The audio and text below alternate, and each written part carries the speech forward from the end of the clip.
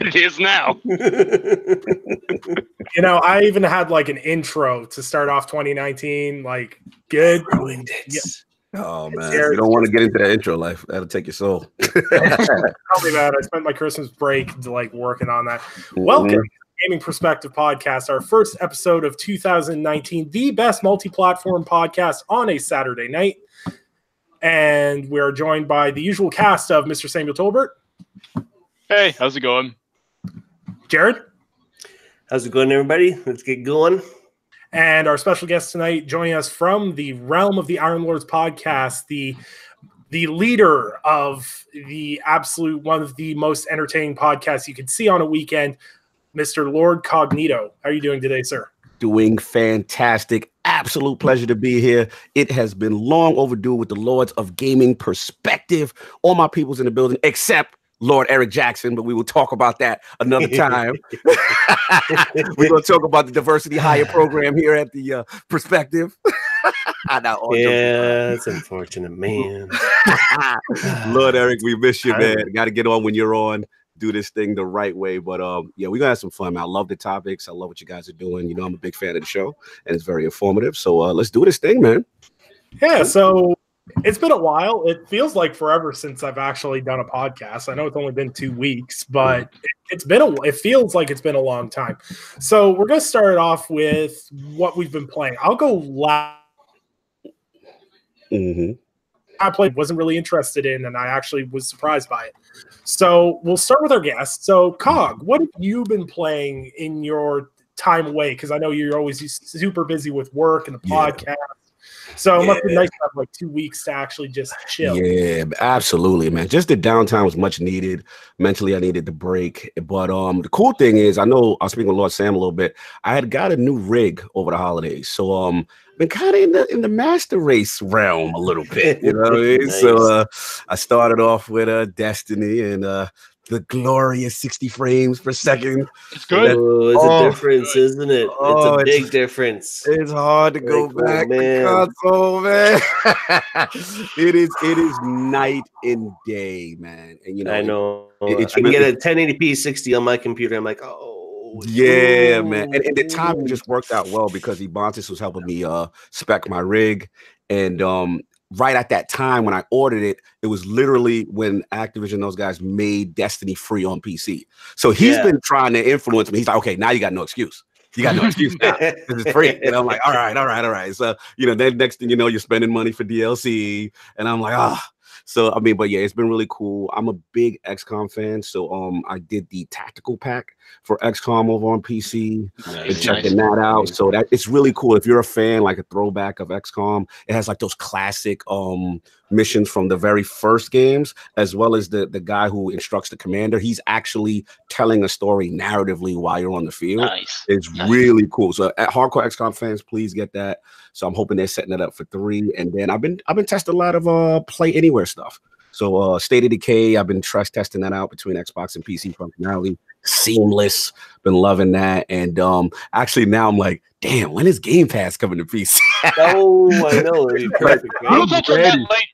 We'll touch on that later, but it might not be too long.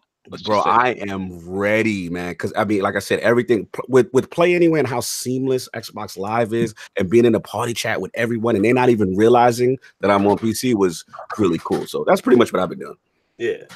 Yeah, for sure. And I agree. Like when I bought my desktop a few months ago, I've really been enjoying how seamless Xbox Live works. Like I have a lot of complaints with Windows 10 as a platform, but how seamless they've managed to streamline Xbox Live into it. Like I love being able to play Baldur's Gate 2 on my PC, but still be in an Xbox Live party with my friends and not have any issues. So cool. Completely agree with you, man. It's absolutely amazing. Jared, what have you been playing, my friend? You've been waiting for this, haven't you? I know you have been, because it's been one game. There's someone in this podcast that went and dropped $700 on Nintendo Switch and games. I don't know what you're talking about, man. I don't. Let's go. All right. Here's a laydown. I got a Nintendo Switch. Nice. I got Spider-Man PS4. I got Shadow of the Colossus. I mean, I got Breath of the Wild, Smash, Hollow Knight, and of course Mario Party came with the bundle on the Switch, but I haven't even touched that game. I don't think I ever will. We'll see. But I think the one game I played the most was Spider-Man PS4. Played it, beat the game. It's pretty good. It's pretty good. It's not bad. It's not bad. I know. Spider-Man hater right here. Nice. But it's good. It's good. Okay. And you know what? I can see them doing other superhero games outside of Spider-Man and actually doing them pretty good too. So outside of that, I've been playing a lot of Battlefield 5, Smash, of course, Zelda. I've been playing a little bit of that.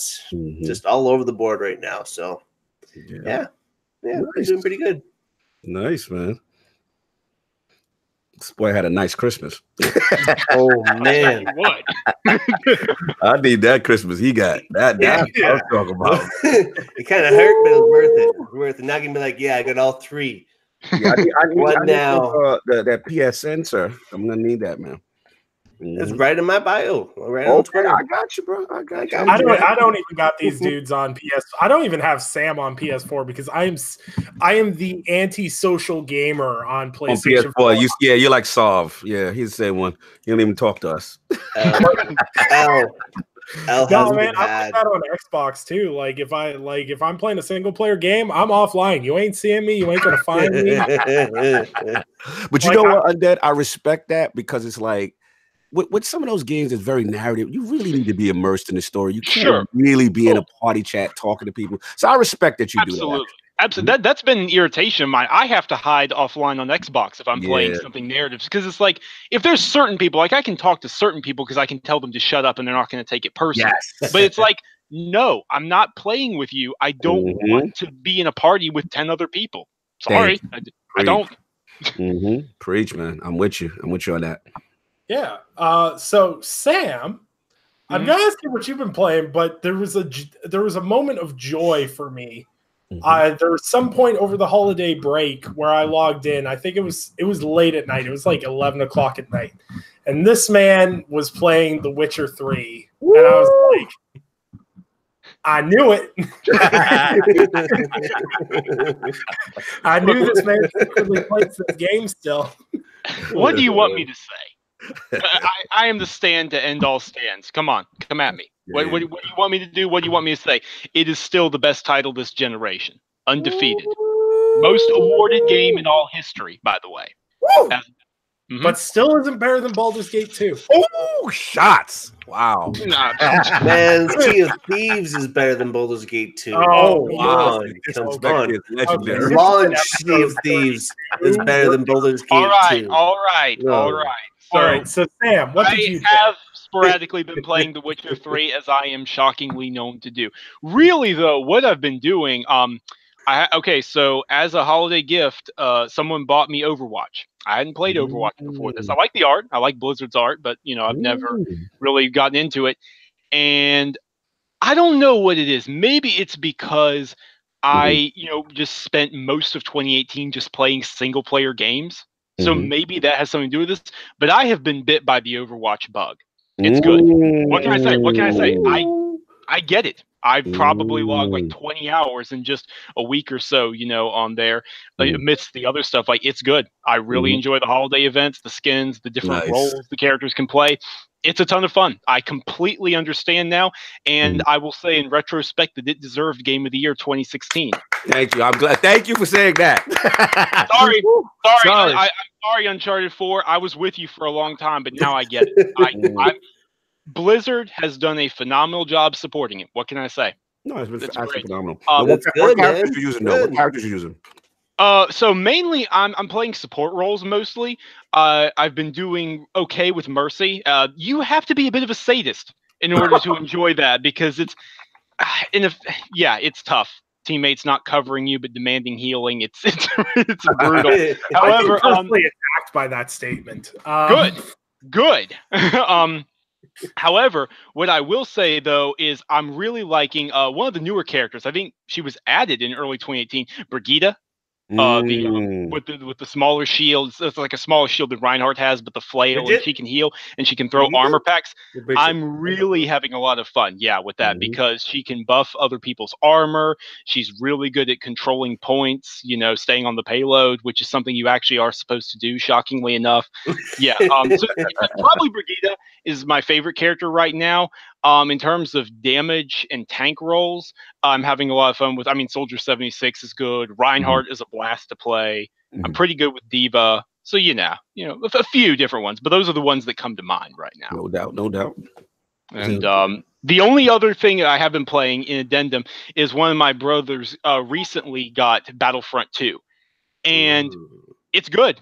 It may have taken EA a year and a half to fix things and get it right, but it's good now. I will say it's a lot of fun, and good God, that game is gorgeous.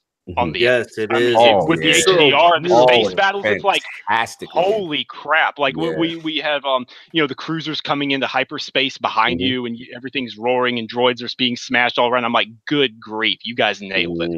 You guys nailed the art design. So I'm glad that still has a good player base as well. So that's pretty. I've been on a multiplayer binge the last couple of weeks because 2018 was the year of single player games. Yeah, that's true. That's very much true. Yeah, and I'll chime in on the Overwatch because, I haven't played Overwatch in a while. That was me and Anchorman's game for a long time. I played that with my man all the time.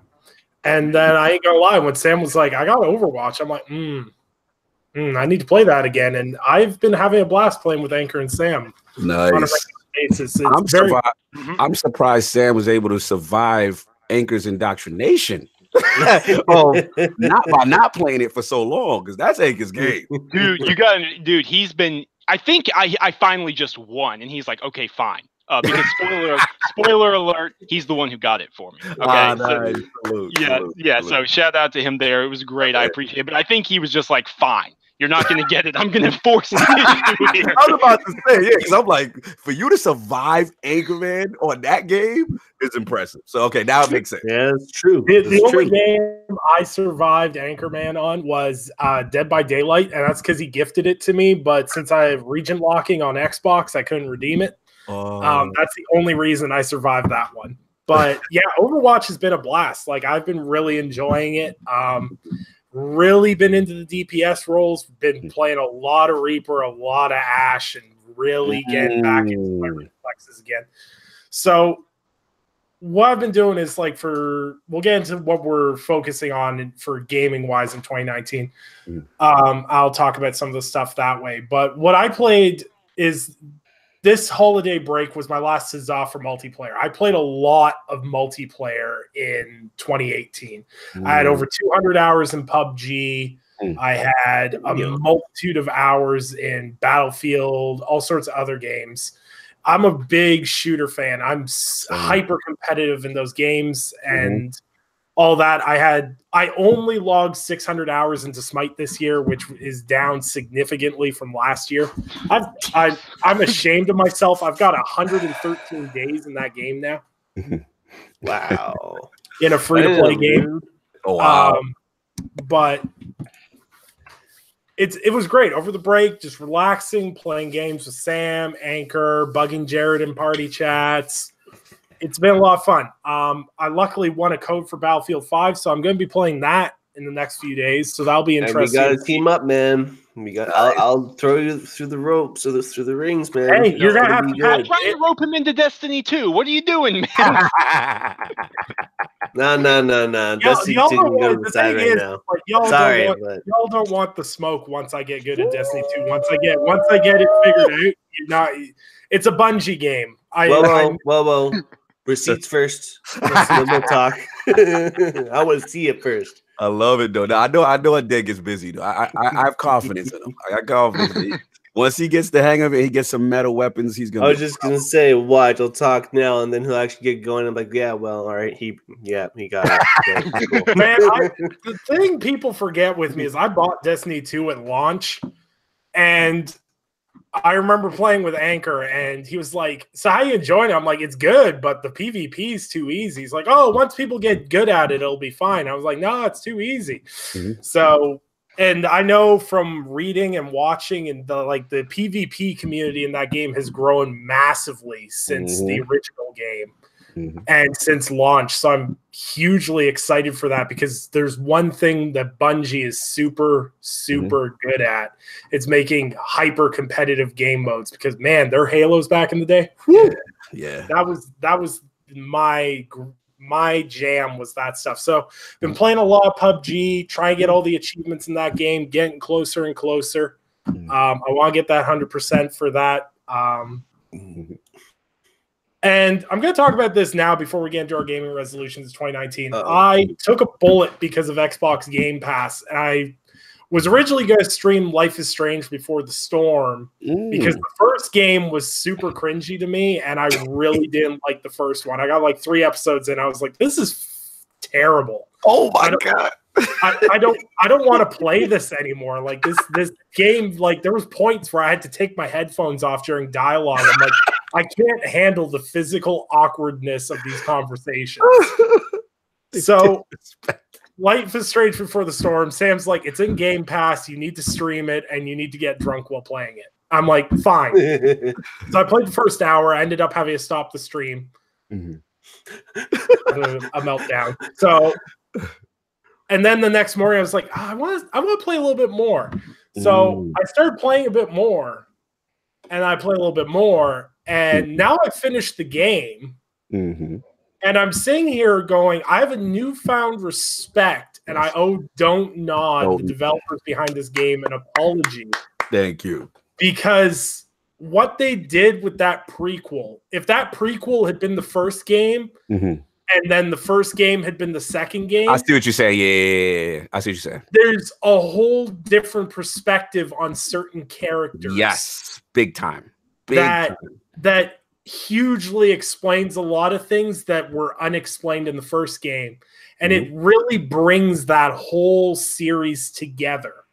And if that had been from the get-go, it would have been a lot better. The first game, like, I'm tempted to go try to finish the first game now, knowing what I know now. Yes, good and point. It really takes a special sort of developer and storyteller to be able to make a prequel better than the first game. So if I was to go into the series and for the first time, because I haven't played them, where should I start? I'm going to tell you right now, start with Life Before the Storm. Yeah. The simple reason is it'll give you a different perspective on Chloe. You don't play Chloe in Life is Strange, but there's certain things she does in the first game that make zero sense. Yeah. But if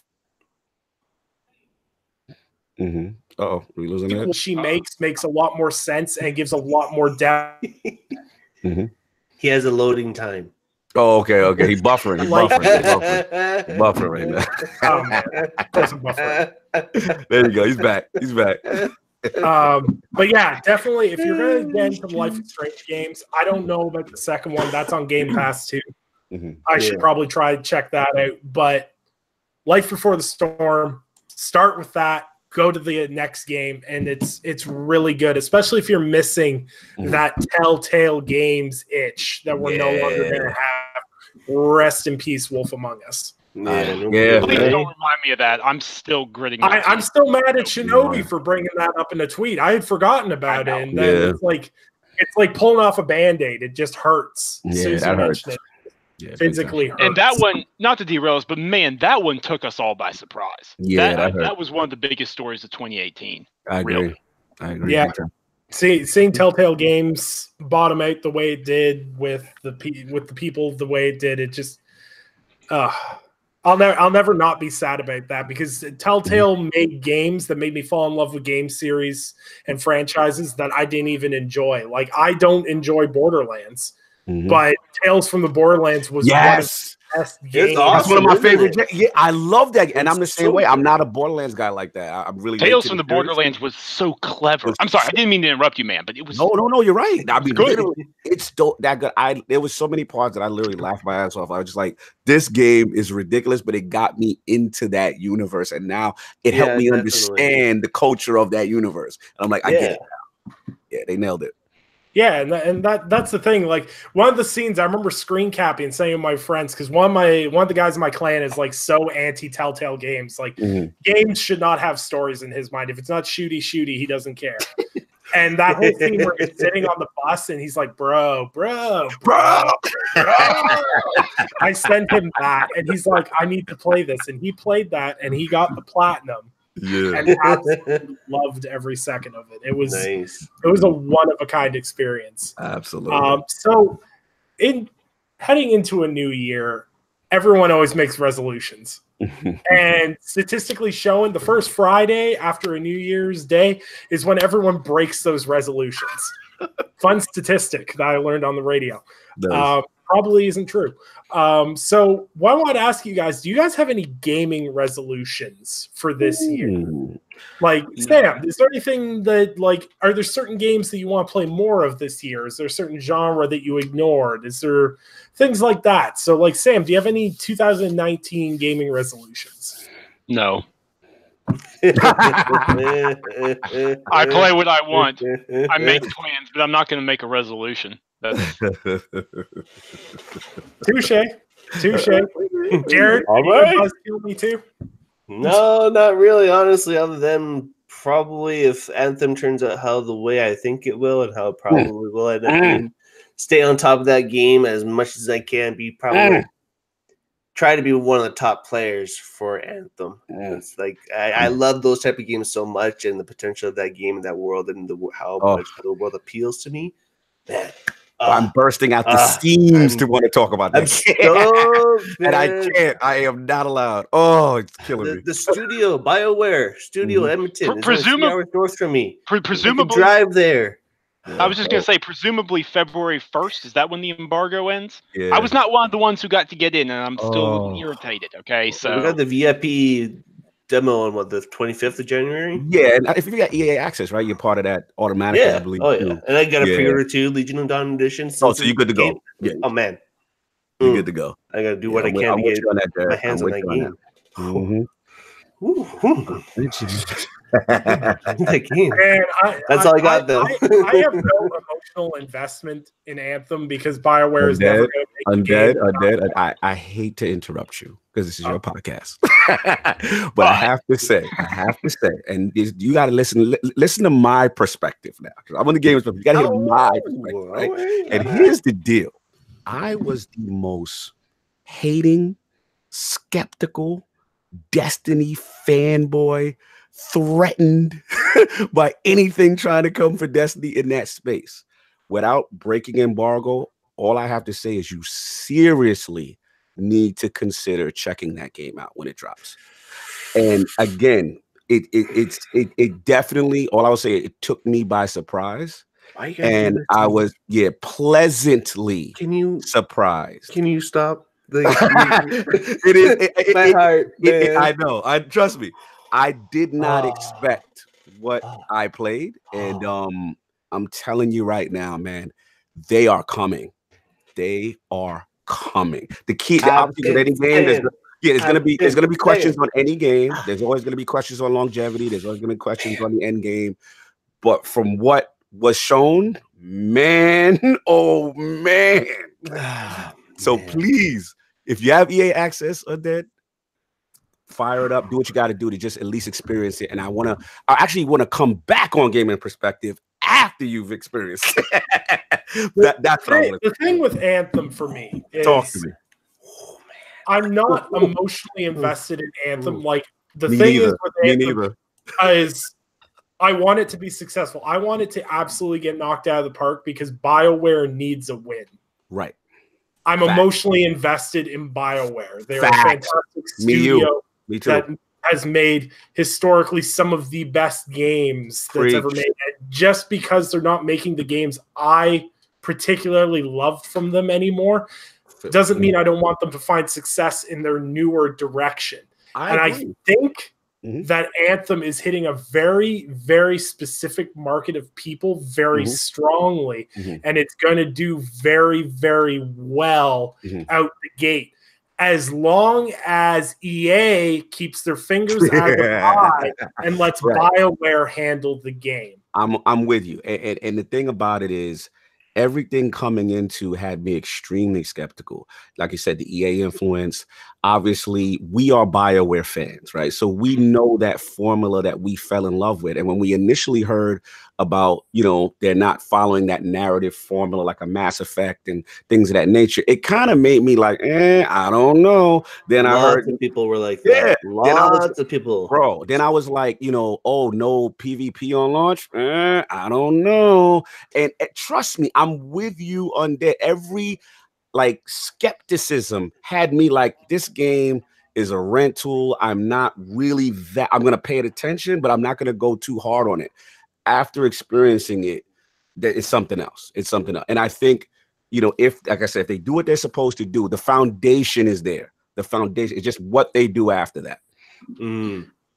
Yeah, that continued support after. Yeah, I have a vested interest in seeing them succeed simply because of that Dragon Age teaser at the Game Awards. And here's the thing. I really don't want to derail us because we do have actual news topics to dive into. What I'll say is, regardless of what you think of Dragon Age 2 or Dragon Age Inquisition, Origins holds a special place in my heart that will never be taken away. Origins is one of my most replayed games of all time, and just seeing that classic artwork, but with can I explain? With certain implied things about certain elven gods and certain eldritch wolves, I was like, okay, dang it, BioWare, you got me. I care.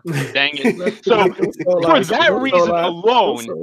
for that reason alone, I have a vested interest in seeing Anthem and BioWare succeed.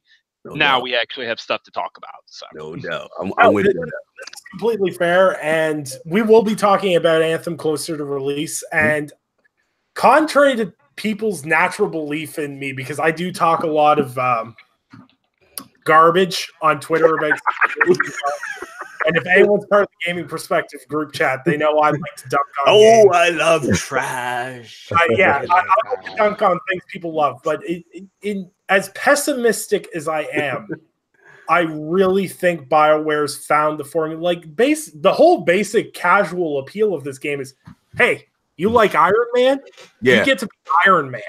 It's funny you said that. Damn, I want to talk, but I can't. You're Iron Man in the Avatar world, fighting giant monsters and doing like endgame raiding dungeons and stuff like that, while just destroying things. And look, like if they learn, if BioWare takes what Destiny has learned and what Warframe has learned and does something a little bit different, they're going to find massive success. Look at the success Warframe has found just taking the Destiny formula and doing it a little bit different. Absolutely. So as Cog, you got any resolutions for gaming going in 2019, or are you just branching more into the PC world with the rest of us? PC definitely, but I'm actually with you on that. I think I'm actually changing my moniker for tomorrow's ILP. Like I'm like the cooperative gaming lord. Like I love to play cooperative games. That's my thing. But I gotta kind of get back to my old school solve roots, and I have to start getting back into single player games, especially.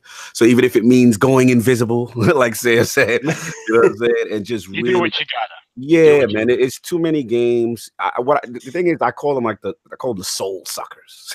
Like they're so good, but you really have to spend so much time with it. But I really want to get a lot of my backlog done, and a lot of them are all single player games. You know what I'm saying? So I think for me this year, I really have to go back to at least locking in on a couple of single player games that I really want to attack and finish. So that's going to be my resolution for 2019 for sure. Yeah, and I've got similar resolution. There's things that I need to play that are defining games of this generation that I haven't had the time to play. Preach. And what I want to do is I want to find a balance between new releases and old stuff to play, which is it's gonna be really, really hard. Good luck. But there's certain things where there's games that are coming out this year where I'm like, as excited as I am, I can wait. I hear you. It pains me to say it, but I've waited, I don't know, 7 years for Kingdom Hearts 3.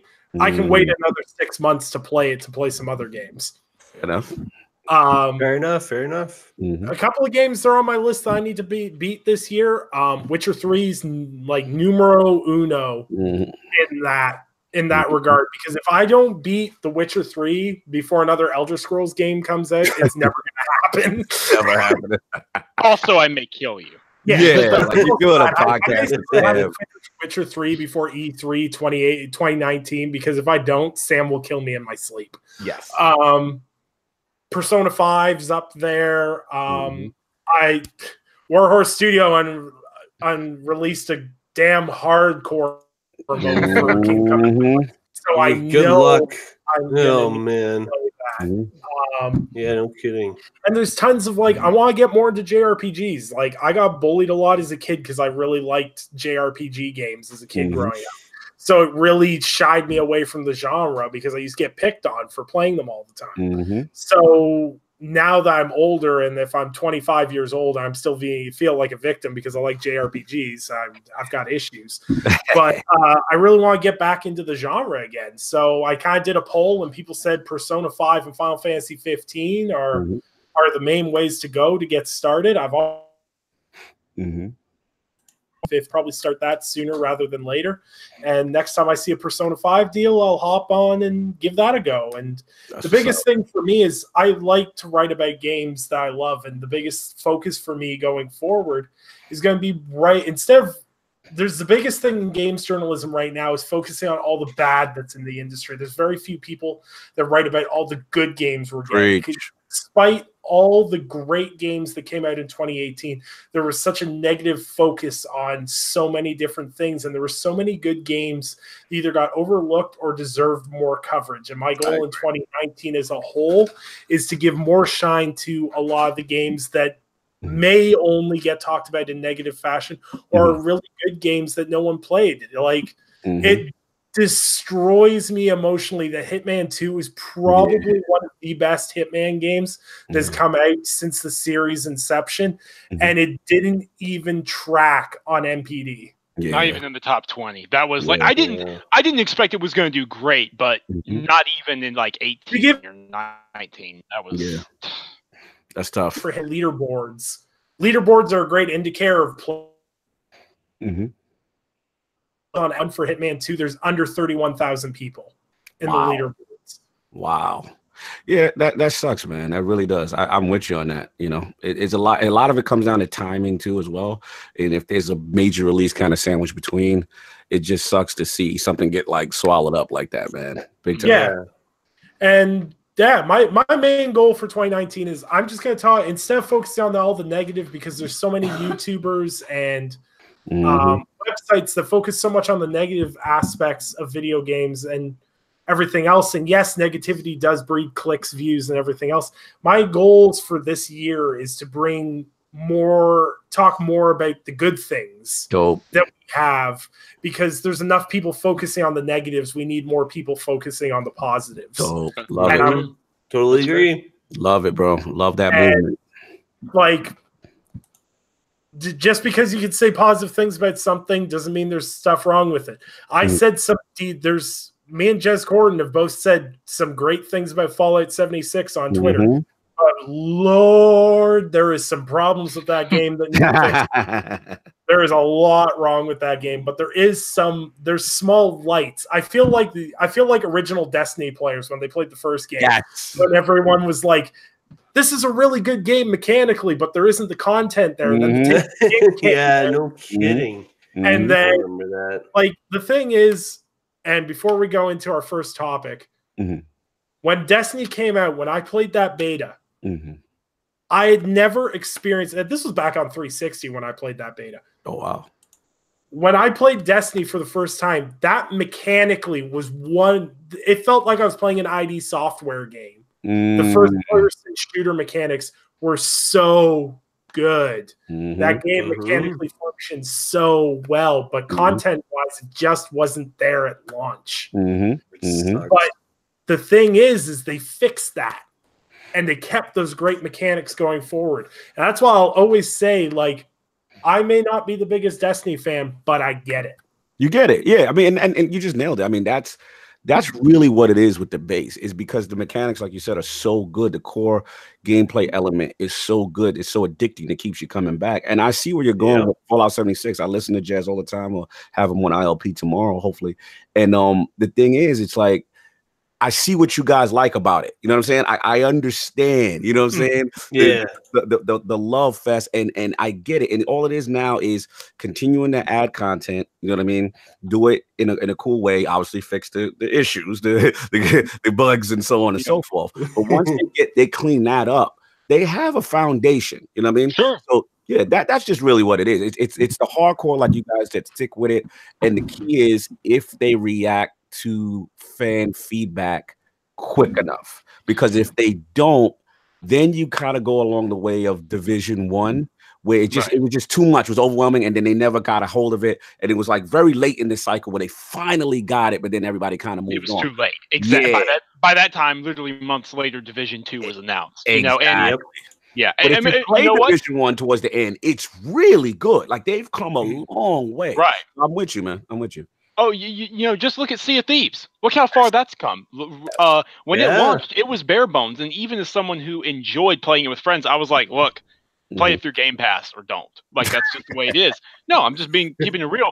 But several months later, when we all voted on our awards this year, it won. It won Best Multiplayer because Rare has just supported the bejesus out of it for free. And it's very interesting you say that, because the media turn on Sea of Thieves the past few weeks has been very, very interesting to watch. And there's a lot of people saying this game would have been amazing if they had launched it this way. But the only reason this game has changed the way it has is because of the fan and player feedback that people Exactly. It's stuff like that where Flashpoint, like when me and Ebontis was born, because it was like, we love this game, but they've got to listen to us. They've got to change these fundamental aspects. And then slowly but surely they did. You know, they had their Taken King moment. They had the Forsaken moment. So those are examples of when the community kind of gets what, these guys get in line with what the community actually wants. And that, it's good to see what Sea of Thieves is good to see, hopefully, with Fallout 76 if they apply it, man. Well, yeah, and that's the thing, is like we saw so many times in 2018 examples of communities coming together to give developers feedback to create a better game.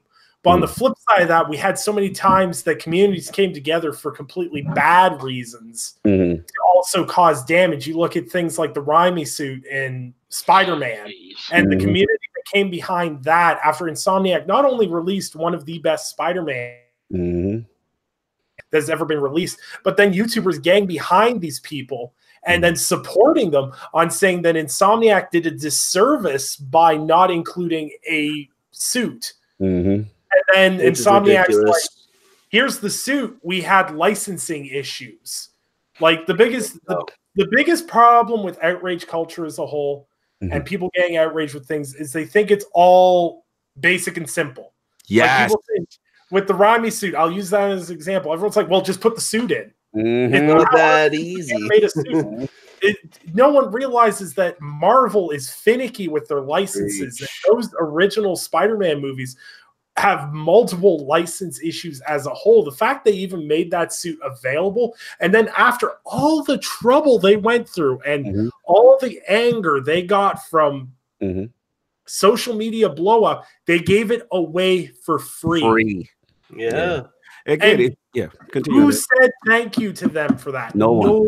Nobody. That's the problem. And the thing is, I call it, all you got to do is culture. Like, there's so many people who are not developers, that they're not publishers, and it's so easy to criticize. And sometimes you have to think of the thought process. Okay, why is this not happening? Is it truly laziness on the developer's part, or is there some type of red tape that they have to go through behind the scenes? And again, what I just don't like is just the disrespect to the actual dev and the disrespect. You can voice your displeasure with something in a correct way. You can. Gamer entitlement is growing at a disturbing rate. That attacking people personally and being disrespectful. I'm just not for that, because at the end of the day, like, we're seeing studios go away, man. You know what I'm saying? We're seeing games. We just talked about Telltale, right? We're seeing games that we love go away. So it's like, again, am I not saying that we're not allowed to criticize? No, but there's a way to go about doing it, man. These guys are humans. They've got jobs. They put in hours, and for you to come in there and just be so disrespectful to people, I'm just not with that. Yeah, I totally agree. For sure. And going into 2019, going forward, I definitely think while criticism is always valid, it needs to be done in a constructive way. And I've always said that. I'll always stand behind that. If you have a problem with a game, go to the forums. Preach. Go to the forums. Give the developers feedback. Don't be like, this sucks. No, go, this is a problem. They listen. They adjust. They will adjust their game. They will do what they can to appeal to the fan base, because the more you speak out, the more you talk to them, the more they're going to make sure that their game gets the most the widest audience appeal possible. And the only way to do that is to do it by feedback. And the biggest thing too is people don't think there's people behind these social media accounts for these developers. There are. Like I'm not going to toot my own horn on my own podcast, but when I posted an article, I actually got a response from Sony Santa Monica. Nice. A few days ago. And to be brutally honest, I didn't know the Twitter account was like that. Like there's some brand accounts that are super interactive, some aren't, things like that. But when you have the actual studio go, hey, we hear you. Yes. We like what you're talking about. Keep it up. Yeah.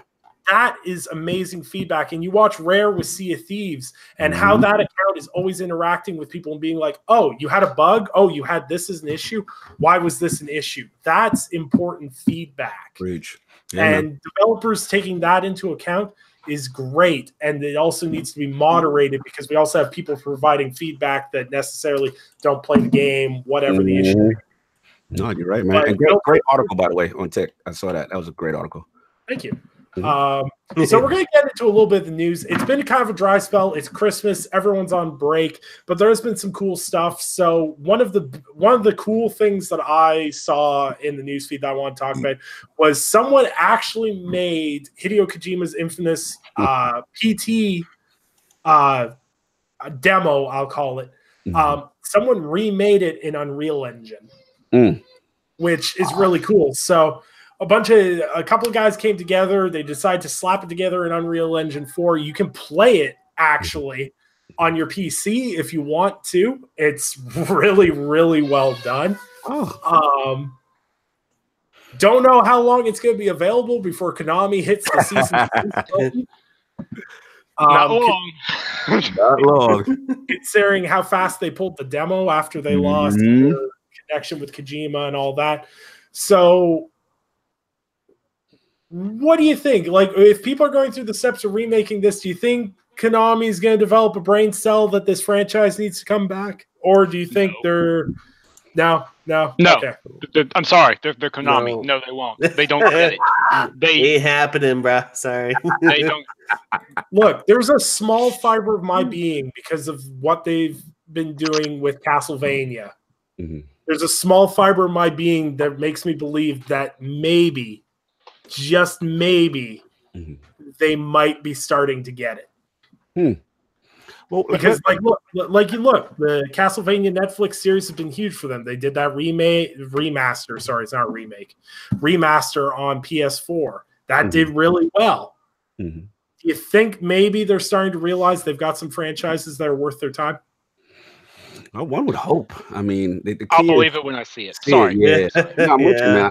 I believe it. I'm just saying what you're saying. And then with the history of that project, I don't know about the political red tape and it would entail to get it done. So that's the other aspect, and as of lately, I don't know. I just don't get that vibe from Konami that they've been kind of in tune with their base, so to speak. Yeah, they kind of have like blinders on right now. I've got this small hope because I love Konami's IPs so much that they'll have like a Capcom moment where they realize that it's really that easy, and all you have to do is take the IPs people love and make games about it. That is true. That is true. I think I usually see that my experience is like when they kind of their back's got to be against the wall a little bit before we start to see it. I know they've been, the Konami Kojima thing was a little messy.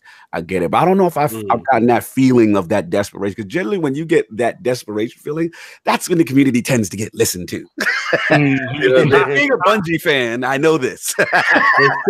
Listen, I've talked about this on the podcast before, but the most cripplingly depressing moment I ever had is I followed Konami on Twitter, and they did a Pyramid Head teaser, and I lost my mind. And that was because they were adding a Pyramid Head skin to Metal Gear Survive. I'm like, you just don't. I'm like, you don't do that to me. Like, I put up with your crap. I didn't buy Metal Gear Survive. I'm not even gonna pretend like I was. That went straight to the bushes. I did, yeah, straight in the bushes for Konami. Konami occasionally holds a hand and goes, "Do you guys want this?" And people are like, "No, just stay there. Just don't come back." So yeah, unfortunately, Konami, they have opportunities. They've got fans that obviously, like, when fans are making games about demos you had, clearly there's a huge interest in that franchise. And I will admit, after seeing Resident Evil 7 come back so strong, I know, it really makes me believe that Silent Hill does have a place in this generation, but they just don't have the experience or the desire to cater it to the audience it belongs to. Yeah, I agree. So if you guys want to play the PT trailer, it's available on PC. There's a download link in the description. It's available via itch.io. So I don't know. Hell, ain't go for it. I gotta check it out. Definitely. Yeah, I don't think the specs are really high because it's Unreal Engine 4, so it's probably the PC specs aren't going to be insane on it. So anyone give it a shot and have some fun, because that demo was absolutely amazing.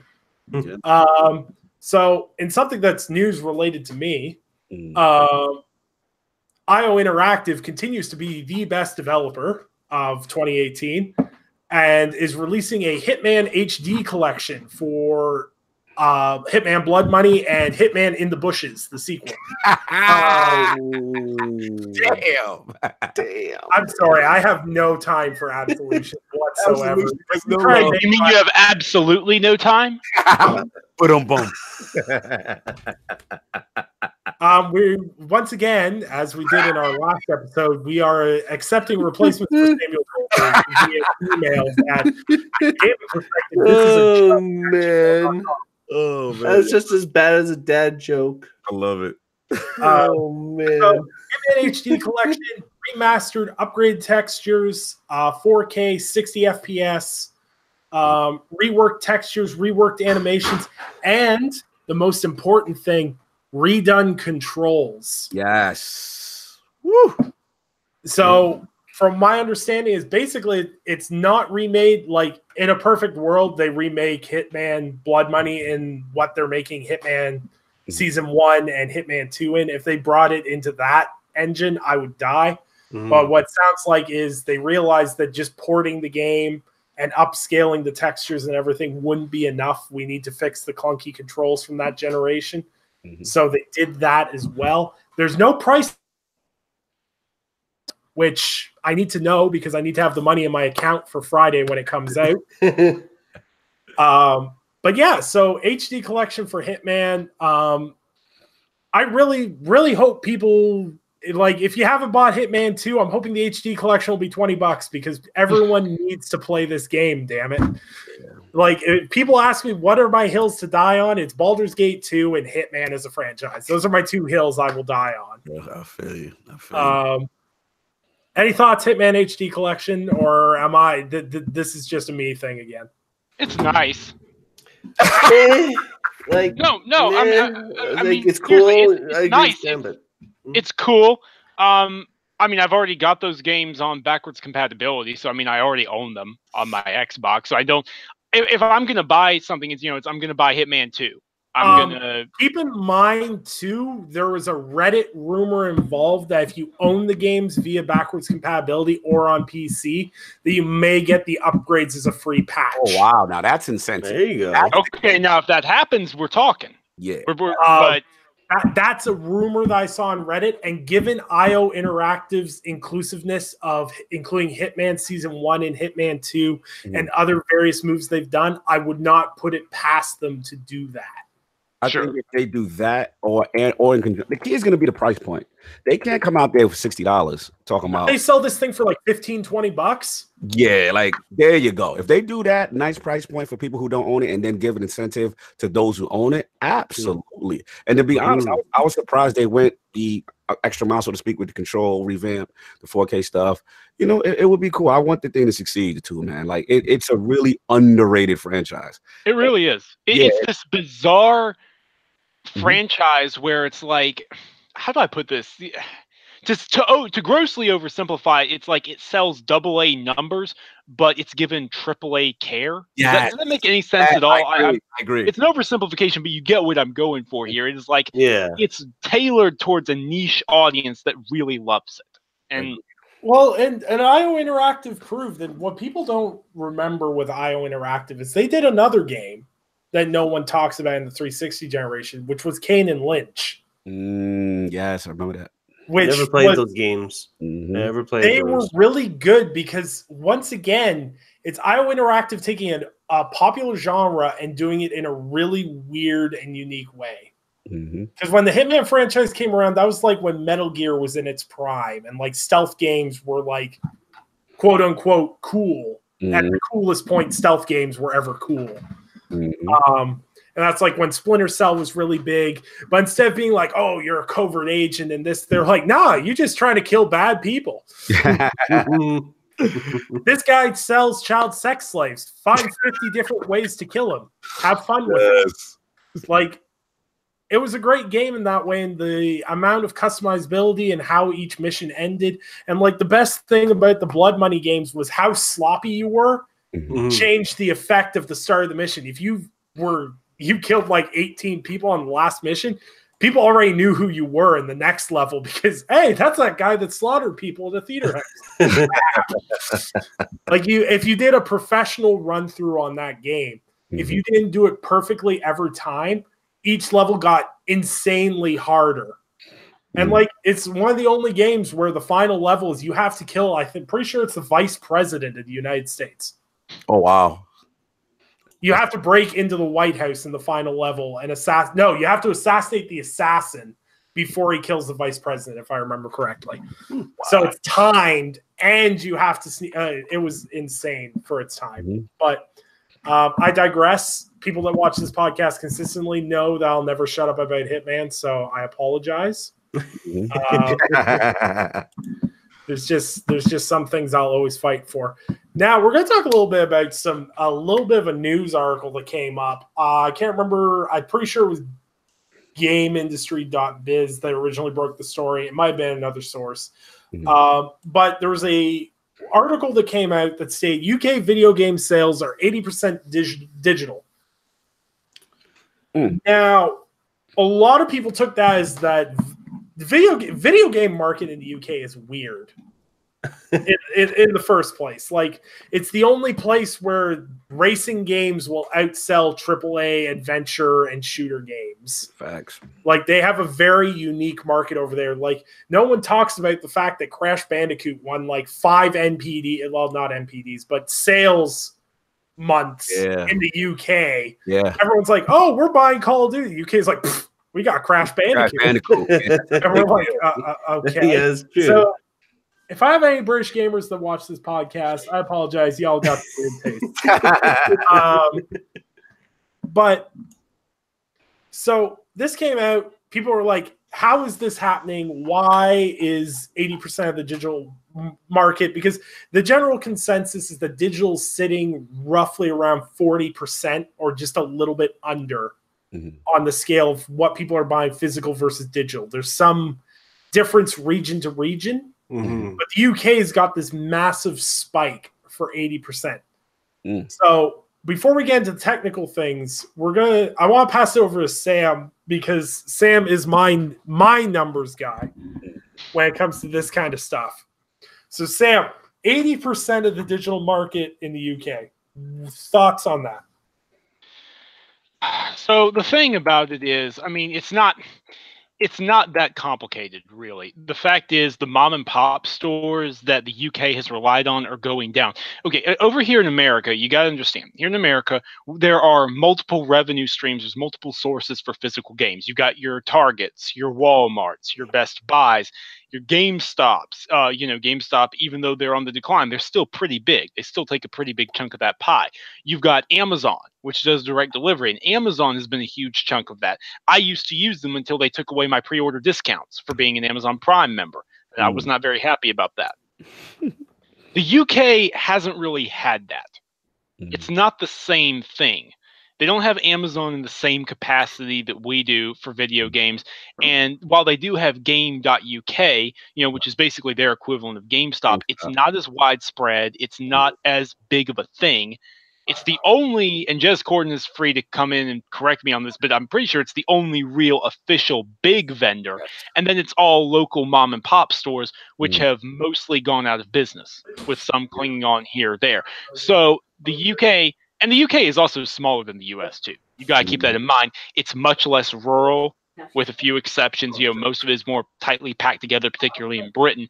And so as a result, yeah, it's perfectly believable that game sales are now mostly digital over there. I get it. Yeah, I'd have to double down on what Sam's saying, because I have family out there, so I get to travel out there a bunch. And just being there about a year ago, and was it at Games UK? Like, that was the only thing. And it was like, I guess the equivalent I could say is, like, if I had to compare how it was set up, it was kind of like, if compared to New York, like, we have like GameStop, Walmart, Target, all this stuff. And, with them, it was like, this one little small store in the middle of their like downtown central hub. But anywhere else in London, I couldn't even find the store. Now, back in the day, there were like mom and pop, spots that you can kind of get game stuff. So the transition to digital it makes sense. It really does. And it's a different culture over there. Like you were saying earlier, Undead, in reference to Crash Bandicoot, when we had Jez on, he actually made a good point. Like, when PlayStation was introduced in the UK, like, that was the pack-in. So for them, they're like, Crash Bandicoot, let's go. You know what I'm saying? Like, it's a completely different market. But as far as specifically with the digital aspect, yeah, I can see it, man, because you just can't go out. Like, if I go shopping in London, and like you're just not games on the shelf anywhere. Like, even their big place, it's not really prominent like that. So I would agree. Yeah, it is what it is. It's fine. Hey, if they're having fun digital, they're having fun digital. Yeah, and now there's a few things that skewed these numbers that unfortunately was not described in the headlines, of course, which was that they included microtransactions in these numbers, which does skew the number a little bit, but keeping in mind that, people can still buy Ultimate Editions in store and everything else. We are moving towards a more digital media focused marketplace, despite Nintendo thinking cartridges are the way to go in 2018. No, they're not. It was actually really interesting because I was I binge listened to a bunch of Sacred Symbols. And of course, anyone who follows Colin Moriarty knows that he is obsessed with the PlayStation Vita. And, oh my God, yeah, he loves Vita. This man has me convinced I need to buy a PlayStation Vita in 2019. Vita was lit when it dropped, though. I have to. Vita was my favorite portable until Switch came out. It was. The tech was great. The tech was great. They just didn't end up supporting it. And then my only thing, the downfall is, which Switch has mastered, is Switch has full, what I consider console functionality in their setup, their portable setup. The dual analogs, the clickable analogs, the double shifts.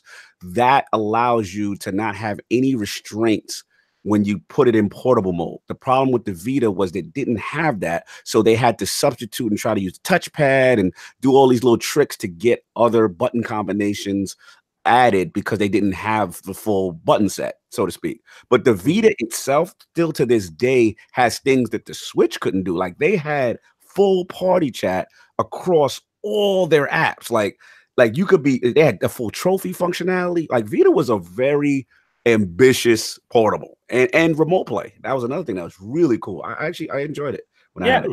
And like everything's switching more digital media, and a lot of companies are changing their focus to that. They mentioned on Sacred Symbols that limited run games is having problems fulfilling orders for a 10 different Vita titles that they were going to run orders on, because Sony changed the allotment on Vita cartridges because they're doing their last cartridge runs of manufacturing in early 2019, and apparently it's a lot lower than what people were anticipating. So it's affecting companies like Limited Run Games and everything else. And I kind of agree with Colin in the fact of how hard is it to make a plastic cartridge for people to put games on? Like, how do you run out of that? Like, what's the excuse? You like plastic dried up? It's like everyone's criticism with Fallout 76 with the freaking vinyl bags. Like, y'all run out of canvas? Like, there's a canvas shortage. Like. And you see people move to a more digital marketplace. And I honestly don't have a problem with it, because my biggest criticism about digital focus back in 2013 was the digital deals through the consoles were garbage. Yeah. Like, buying digitally back in 2013 made no sense. Like, on my 360 and PS3, if it wasn't like an indie title that I couldn't buy a physical copy of, it was more expensive to buy digitally. Like, I remember sitting there going, well, I can go to GameStop and buy Black Ops 2 for $30, or I can buy it digitally for $70. Yeah, no. What am I going to do? But now you get things like PSN flash sales and things like Xbox deals with gold, deals through Game Pass, the like big holiday sales they do. And 9 times out of 10, you walk into GameStop and you're like, why would I? Like, for example, I'll use a game I picked up on my Xbox One, Shaq Fu. Bless this game. It was on sale for $10 digitally. I could not say no to my man Shaq for $10. And at GameStop, they had it on sale too, but for the physical copy, it was $29.99 on sale. Wow. Because the game's regularly $40 up here. And I'm like, man, I love Shaq, but like, there's a limit to that level. not $30 worth. The shacking is not infinite, correct? Yeah. Exactly. So like the $10, I'm in for that. And that's the thing. Like, the only reason I still buy physical is I have to be the one person online that has the best GameStop locally. They've had the same staff for years. They're all great. They're all knowledgeable. They don't say dumb stuff. Besides trying to make me buy a PS4 for like 2 years before I bought a PS4. But I buy all my PS4 games as a general rule of thumb physically, because I really like my GameStop. I support the individuals that work there. But digital market is inevitable. Like, I remember back when I was a kid, my dad was like, you watch. No one's ever going to be able to replace CDs for music. He's like, there's no possible way that he's like, kids will be happy with having all their music on one device. It's like, once you lose that device. I'm like, yeah, well, someone definitely didn't think that when they put Spotify together. And now Spotify has taken over. Yeah, basically. And we've seen growth in those fields, and it's led to a more service-driven industry, which leads us to the discussion topic. Right, this is a good segue. Yeah, man. Yeah, you know what I worked on all holidays? Segwaying. Woo! Segways. It's the key. Cops ride them. Segways. So, Xbox Game Pass has been an interesting creature to watch grow.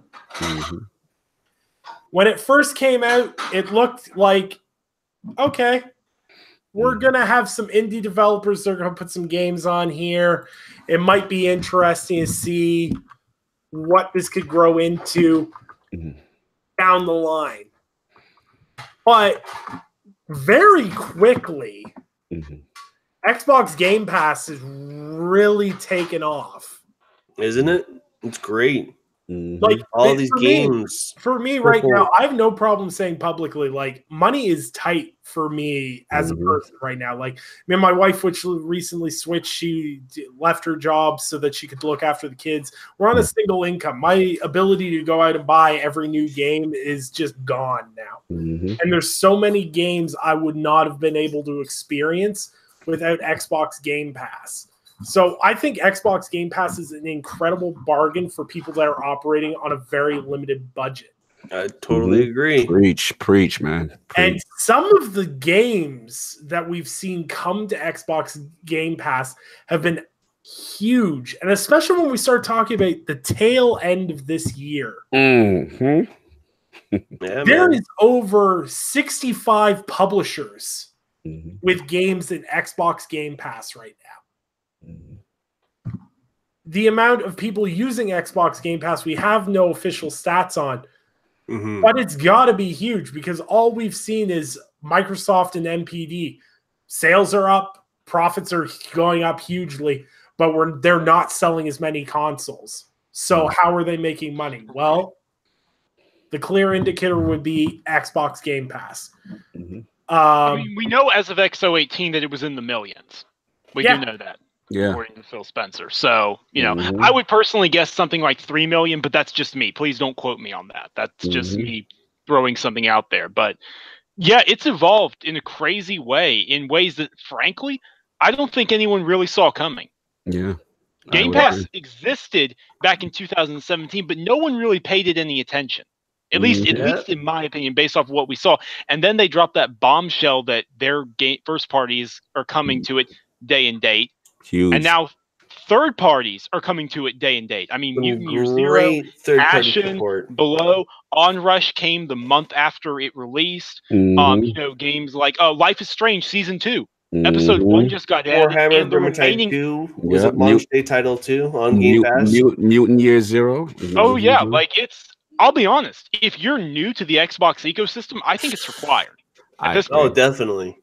Listen, the thing is like I've got a lot. Like everyone knows, I'm a huge Xbox fan. There is no denying that, and I have been hugely cynical for years about some of the decisions they've made.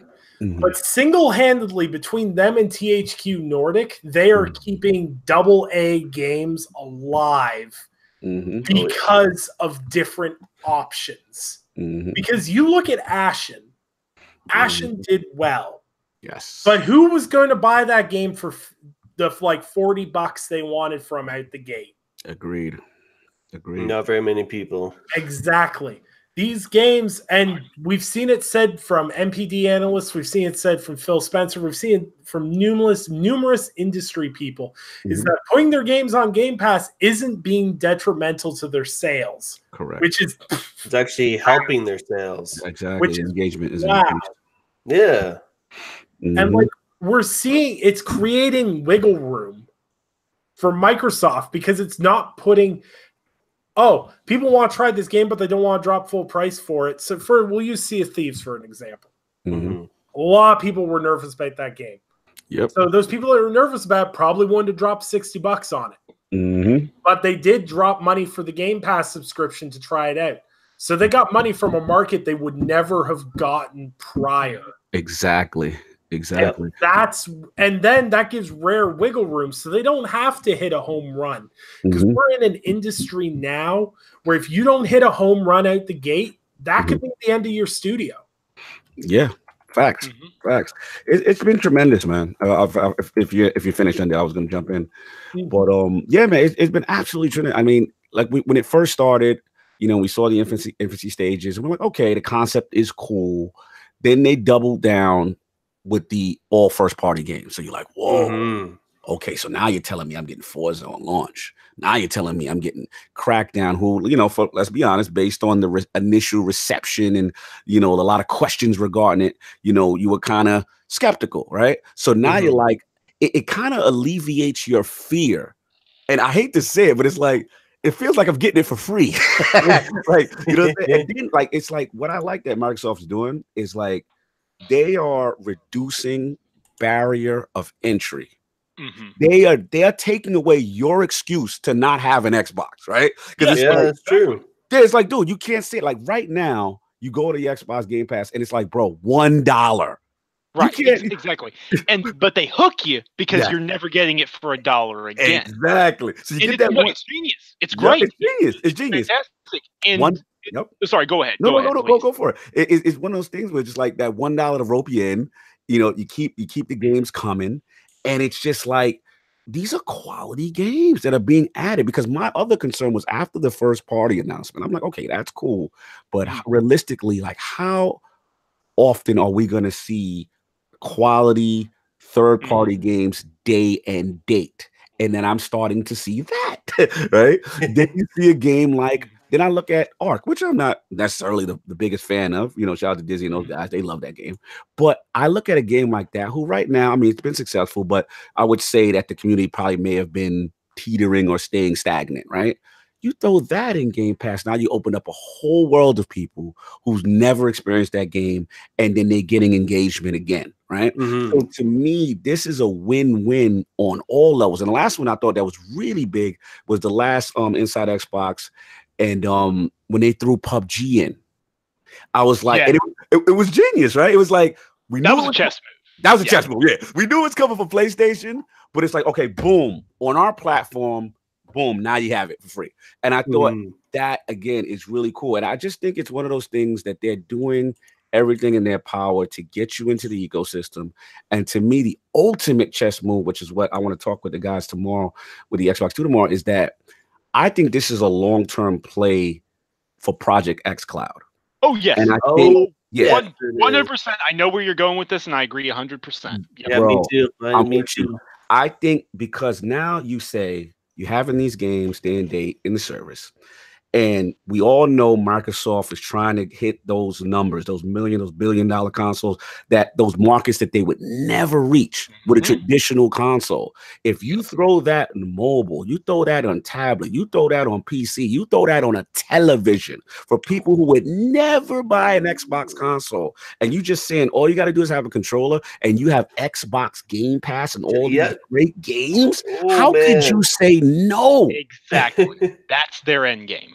That's the plan. Provide the consoles for the people who they know they're going to buy consoles, and they want to cater to us, and that's fine. Like, I'm going to stick with my consoles. Right. But there's over 2 billion gamers out there who don't even know that there's consoles besides something called a Nintendo. And if they have this shoved in their face, some of them will subscribe to it. Oh, definitely. I know people with those subs. And there's something else I want to say. You know, not only are we seeing quality third-party games now coming in, but there's also the fact that, you know, the library is growing. It's like it's over 200 games now, 230 games. It's pretty good. Yeah. But on top of that, think about the quality of games that are going to be coming in. This year, we had Sea of Thieves and State of Decay 2. And look, enjoying both, it's definitely a good thing both of them were in there. Okay? It is. Both those games. Forza Horizon 4, it could have stood on its own, but now it's doing gangbusters. Forza Horizon has taken over racing. That's just all there is to it. But think about it. This year, we got Crackdown, but we've got Ori and the Will of the Wisp launching in Game Pass. Which me and you played. Masterpiece. Yes. Thomas, you guys have a masterpiece on your hands. I'll keep on saying it. I fully expect that to be a Game of the Year contender.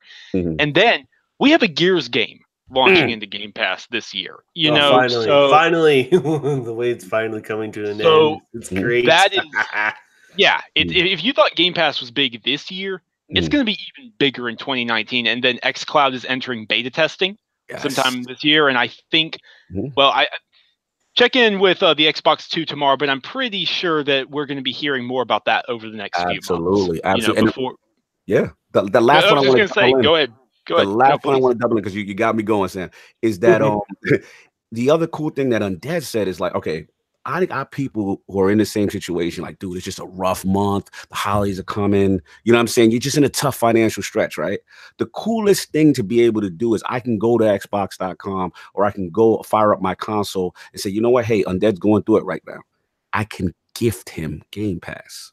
Yeah. You see what I'm saying? Like that, people don't even think about that. For $1, keep it in mind. Bro, man. My boy Valakon, he's going through it, and I ain't putting his business out there. But I was like, he was like, dude, you know, whatever game, I forgot what game it was. I'm like, it's a Game Pass game. And he's like, yeah, but I can't right now. You know, the subscription, don't even got you. You know what I mean?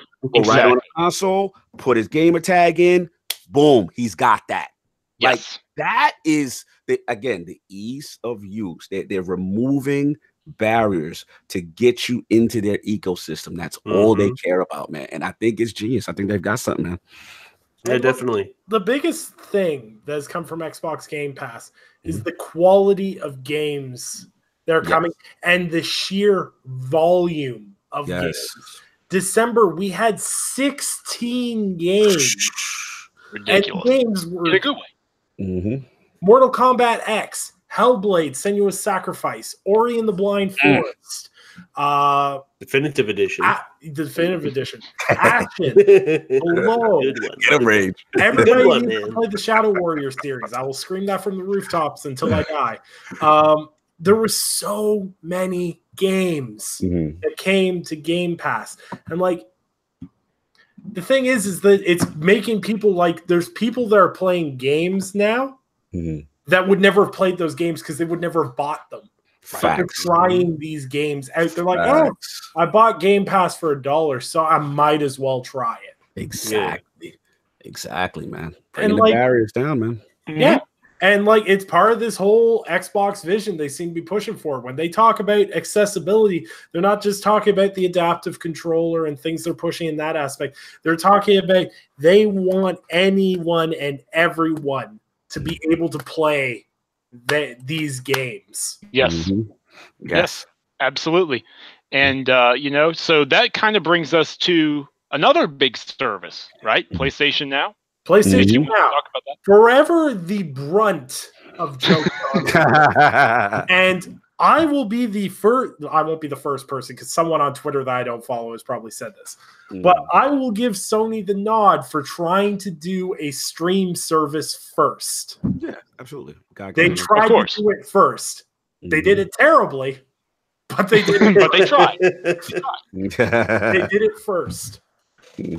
And I don't think PS Now reflects what cloud gaming is going to be going forward. No.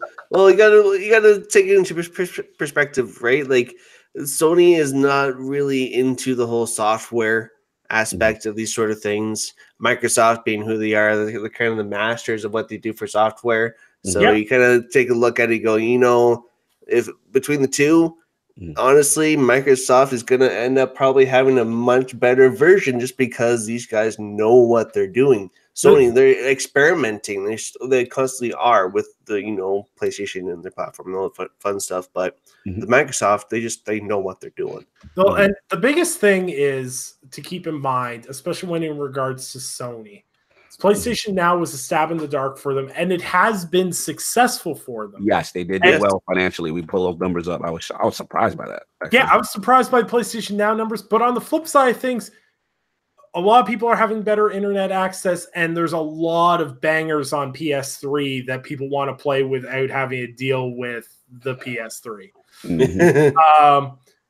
And one of the problems that I always had with Sony as a whole, especially during the PS3 generation, is I'll never trust them with software. PS3 as a whole was just like, what is you doing? And then PS4 is so great. Like, the UI is great. It runs great.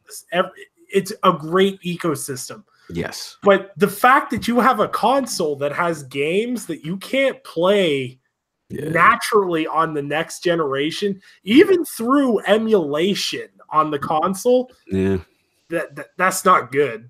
That's not a good look in the long run. Like, I don't expect Sony to be able to do what Microsoft did and go back and grab like OG games. Right. But like, when you're releasing PS2 classics on your platform, but you're like, yeah, we can't give you the PS3 games. It just doesn't work. It's not good. Right. And but why? We don't want to touch that. It's stupid because I'm so excited for PS Now to improve because there's so many PS3 games I want to play without having a PS3 because, God, just no, stop. I love my PlayStation consoles. I love the PS1. I love the PS2, but just let's all admit that the PS3 was a massive nope and move on. The games were great, but the console itself was terrible. Yeah, I wasn't a fan of PS3. Yeah, like even the most diehard PlayStation guys will be like, yeah, PS3 was definitely a low point. It's like me when I bought an Xbox One in 2014, and my friends were like, "Why'd you buy an Xbox?" I'm like, "I don't know, man. This Sunset Overdrive looks pretty dope."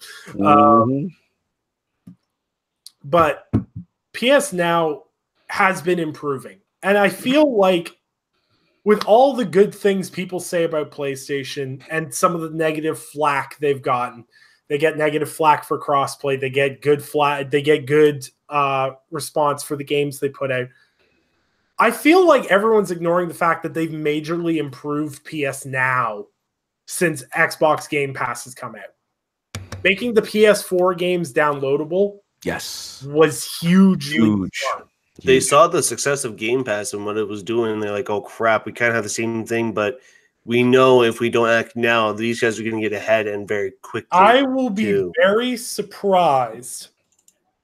And as someone who nailed the Obsidian acquisition before it happened and a few other predictions that I still don't get credit for, I'm going to be the first one to put out there that I think PlayStation first-party games will be coming day and date to PlayStation Now down the road. That'll be huge. It only makes sense because if Microsoft keeps putting out games in the Game Pass first and they're experiencing better sales, you don't think Sony doesn't want a piece of that pie? Exactly. You don't think these companies react to each other? I agree. It's something they do well and sees it doing well, and then they go, we could do that. Here's the thing. May I step in here a little bit? Yeah, of course. I don't think we'll see that for the PS4. I'll be the Debbie PS4. No, we will not. The PS4 is a colossus. Oh yeah, it is. It's fine. Like there's very little they can do to hurt the PS4 at this point. Like very, very little. It's done its job. You know when we might see first party games for Sony going into PS Now is the PS5.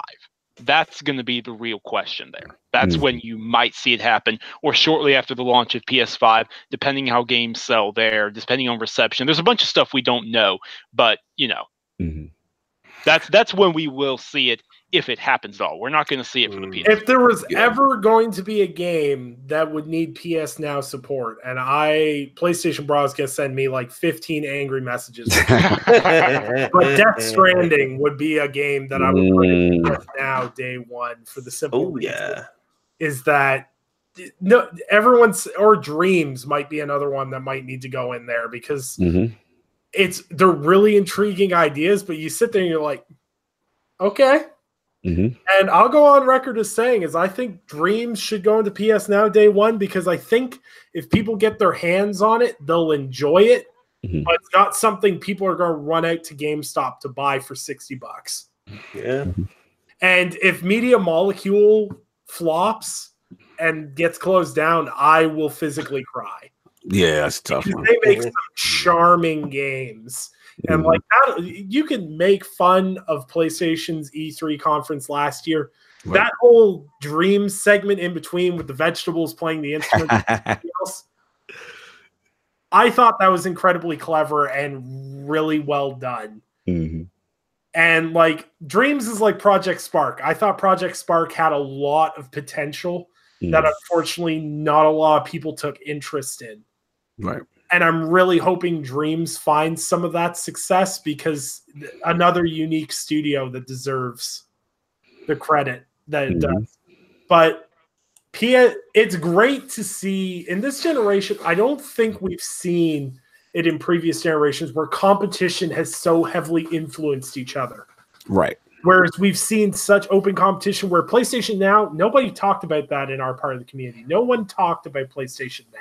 It's kind of like that ongoing joke of you spend the money on a PlayStation Now subscription. Okay. And then Microsoft came out with Game Pass and they're like, okay, well, it's like PS Now, except you can download the games, which is what we all wanted with PS Now in the first place. Actually, the first video uploaded on this channel is the top 3 things that can make PS Now a better service. And I said, release PS4 games, make the games downloadable, and provide sales discounts on the games that are available. There you go. What was it There you that go. said? Because 2 out of 3 ain't. And this is what I'm talking about. If people haven't figured out I'm Nostradamus up in here, then You gotta put some All respect right, on their all name now. He wants some respect on his name. same thing there with the pen. Like, we gotta deflate this boy's head soon here. But the thing is like PS Now, Sony kind of released it. It was like, this is cool. Here's a bunch of PS3 games. They dumped a bunch of PS3 games in every couple of months, and people were like, "Oh yeah, cool. I love streaming in 720p with input. It's amazing." Yeah. And then Xbox Game Pass came out, and everyone's like, "Oh, this is bang!" And just download the games, play them. It's easy. And all of a sudden, PS Now is like, "We can download that." Mm-hmm. They're like, "You can download games. We got PS4 games. We got Until Dawn. Mm-hmm. Ain't no problem."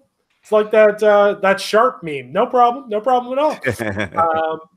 And this back and forth, and you can even link this back and forth back to Microsoft acquiring studios. Mm-hmm. You look at the fact that Sony has absolutely slaughtered Microsoft in the quality of first party, because we all know Microsoft came out gunning in first party with hits and misses out the gate, but they petered out really fast. And unfortunately, when they petered out is when Sony picked up. Yes. And Sony has not missed a step in first party since Horizon Zero Dawn has come out. How long ago did that come out? Mm-hmm. It's true. That is an accomplishment in itself. Right. The fact that when we're talking about Game of the Year, when we talk about Game Awards, and there's multiple games where you're like, "Oh, that'd be really good," and then you're like, "Oh, wow, that's a first party Sony game, or that's a PlayStation exclusive." It speaks volumes, and the amount of games that got ignored for awards because of the sheer volume that was outputted of quality games is insane.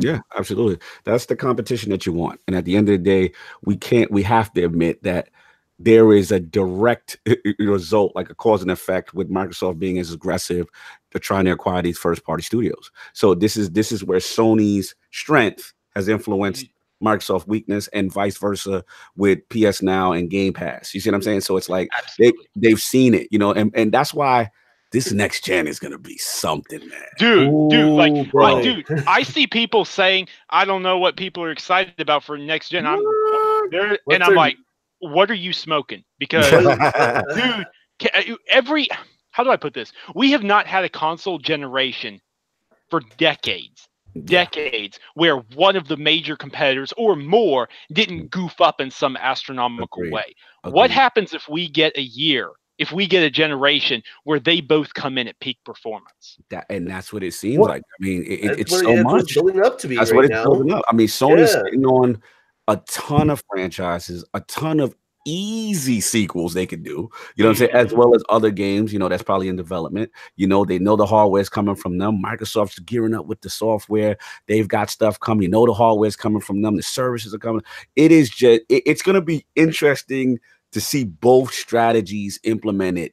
And at the end of the day, like they would say, it's like, we are going to win. The gamer is going to win. Absolutely. And that's what I love, man.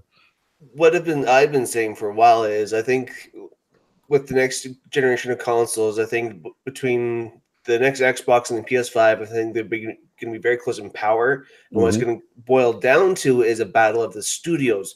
Which studio can create the best game, or like, the highest quality games, and set the next standard in gaming and gameplay sort of thing. Kind of like how God of War did it with their reboot of the series. How Red Dead Redemption 2 kind of stepped it up in their game for open world storytelling sort of thing. We're going to see that, I think, a lot more out of these studios, especially these exclusive studios, trying to push themselves over that next boundary of quality, that next bar, which really, I think, is going to blow people's minds. Because God of War, I mean, that's a good example of what came out last year, where we were just like, we didn't expect this, but holy crap, this is amazing. Please keep doing more of it, right? So if we got a bunch of other studios doing the same thing, I'm all for it. And I think that's going to be what's happening next generation. Yeah, for sure. And God of War, like, good. The standards for God of War, you look at Ascension was not a good God of War game. And then you look at the fact they tried to make another IP, it flopped. Sony Santa Monica lost in excess of like millions upon millions upon millions of dollars on an IP that never came into being. And Corey pitched God of War, the remake, to Sony, and they went, "This ain't it. Come back in a few months." Yeah. So he worked it again and brought it back, and that's what we got. Yep. We could live in an alternate universe where that God of War came out, didn't do well, and we wouldn't have Sony Santa Monica anymore. Facts. Yeah, absolutely. People really don't understand how much, like, if it's not a service game, and please don't drag up that whole conversation again, but here's the reality is, service games have chances to come back. They get a chance. Yes. If it's not a service game, it's very difficult for a game to make a comeback. Yes, and, you got to hit it right out of the gate. And so God of War, I'll sing God of War's praises forever. Well, I obviously I do as well. I know you do. But the thing is there's so many studios that do amazing work that people may not be paying attention to, but now we're going to see because of these services that are based around it, or because of acquisitions, everything else. It hurts me in an emotional way to see all the bandwagoning for Obsidian all of a sudden. I was there from day one. I ain't liking this fraud. I'm sitting there going, okay, Fallout New Vegas was dope. I don't know where y'all it was. Or like any of the other games they made. Like anyone that played Knights of the Old Republic 2. Like, come on. Anyone who's sitting there going, I'm an Obsidian fan. Like when I saw people post on Twitter, oh, well, what?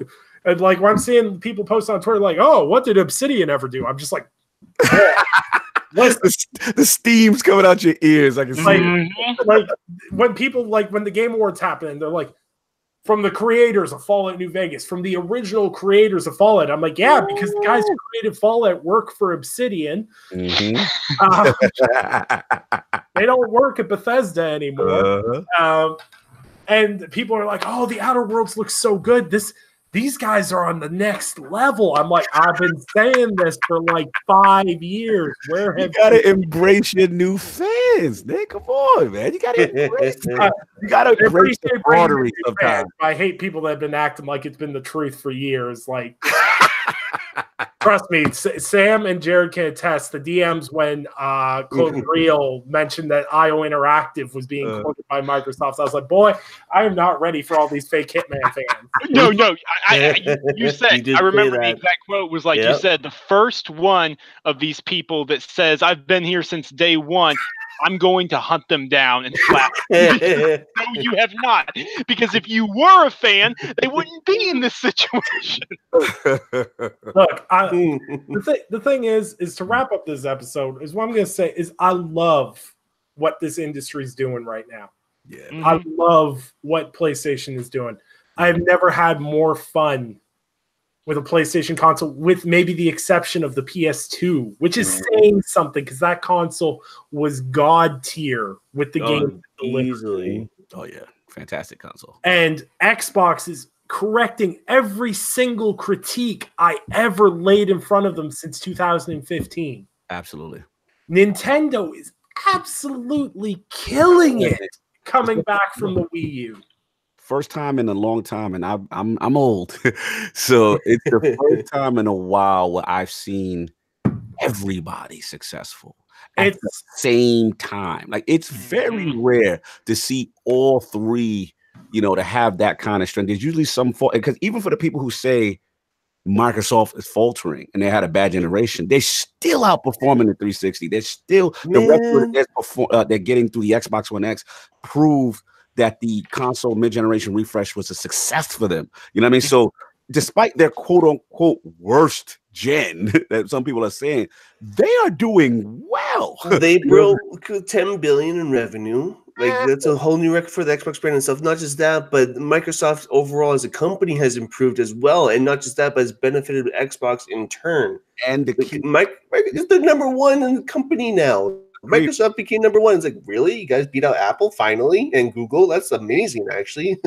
Key thing, Rage, they're also reinvesting in themselves for the next year. That's all you want. You just want to see people acknowledge their mistakes and then act on it. Because what's the alternative? Them do nothing, not do any first-party studios, not do, you know what I mean? I think the biggest, well, like the biggest tell, I think, was a long time ago when Nadella himself was saying we are doubling down in our gaming department and we're investing billions of dollars to make sure that this department gets what they need, sort of thing.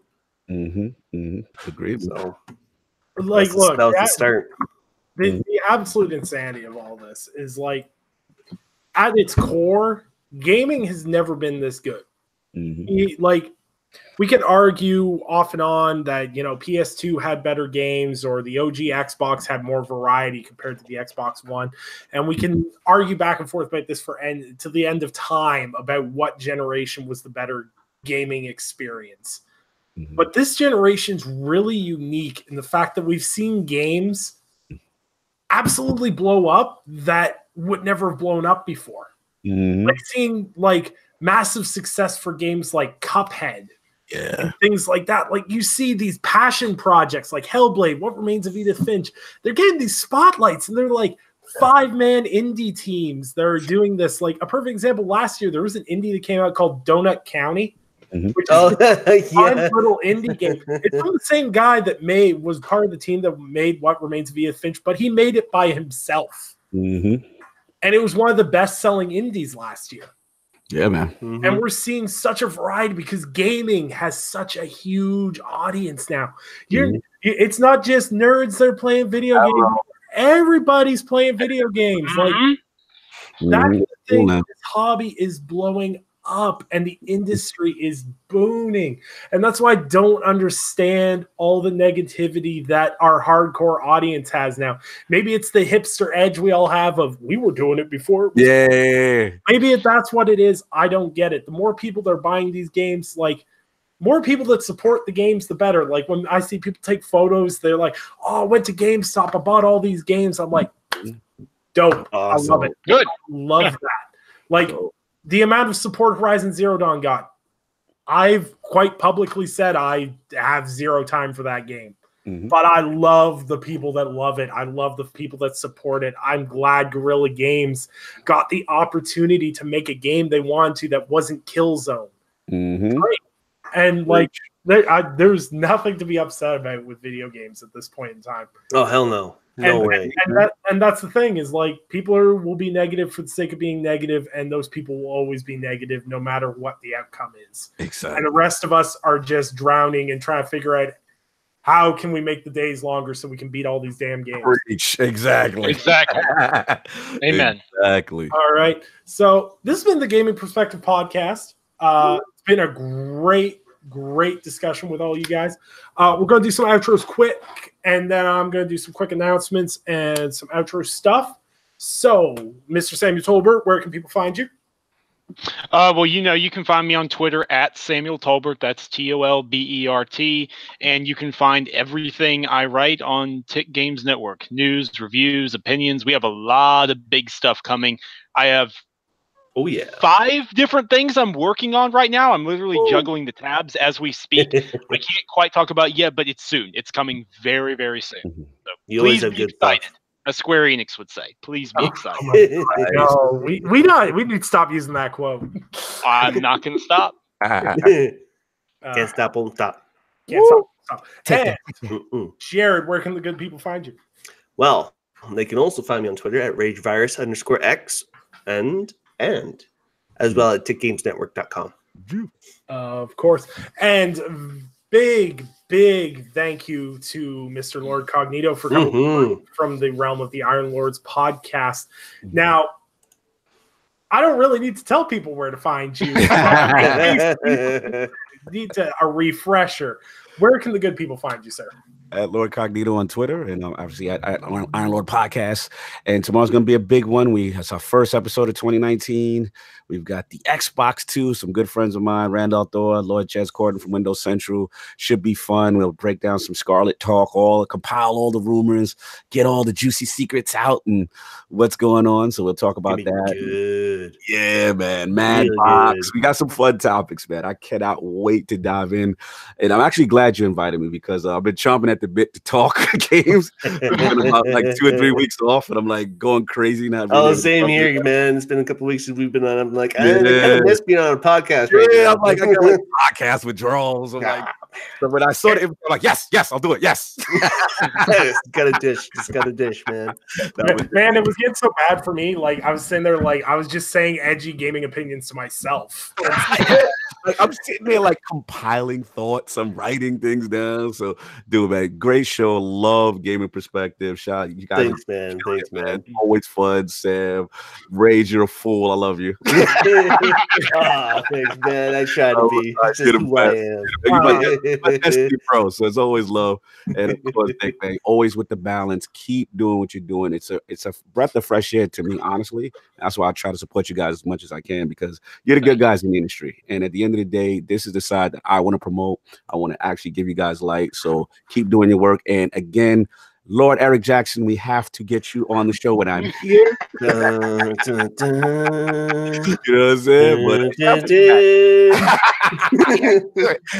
Shout out to the chat.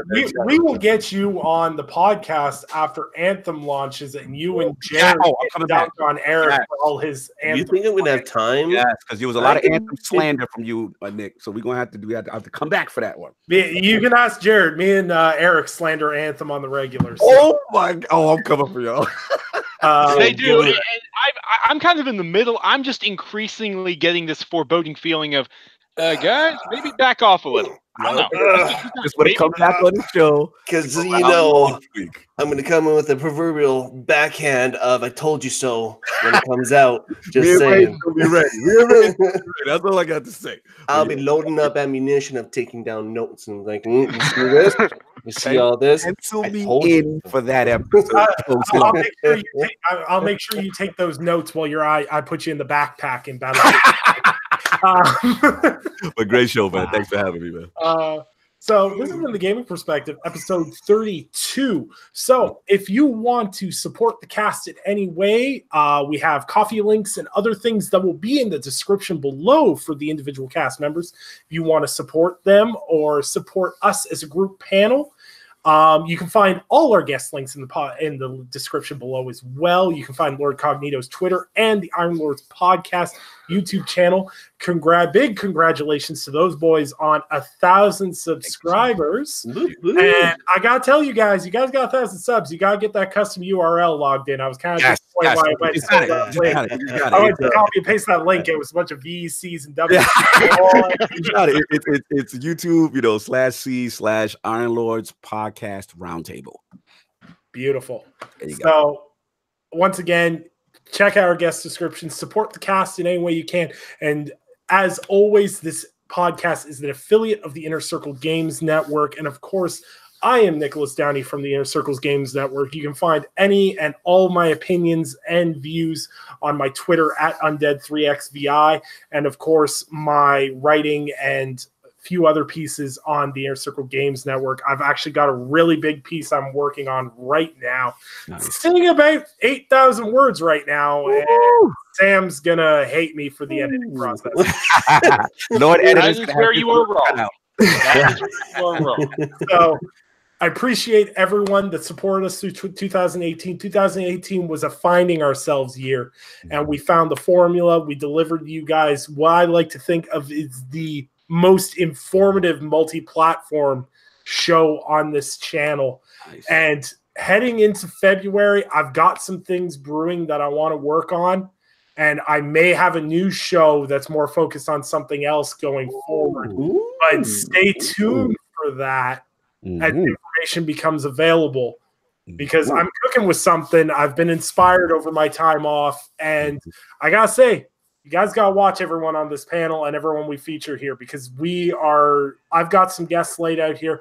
We're only featuring the best people that we've got in this industry, in this community. And that's what this focus is spreading positivity through gaming. So thank you for tuning into the Gaming Perspective. You'll be able to catch us next week, and hopefully Mr. Eric Jackson will make his return, and we have a special guest lined up as well. Dope. So stay tuned for that on Tuesday. So I say salutations and good night.